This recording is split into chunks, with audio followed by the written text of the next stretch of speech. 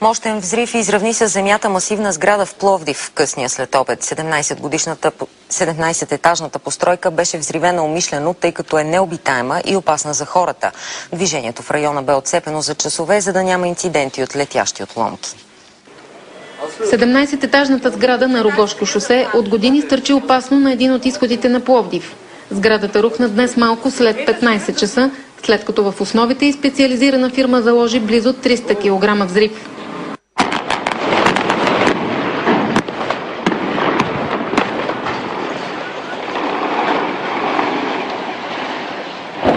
Операцията продължи 15 дни. Да се надупчат тук дупките. 6-7 хиляди броя. Всичко протече нормално. По план така беше направено. Да падне на точно среща. Повече от 15 години недовършената и изоставена сграда, собственост на бившата цигарена фабрика, беше арена на опасни детски игри. Именно в тази сграда се провеждали учения на спецполицаите.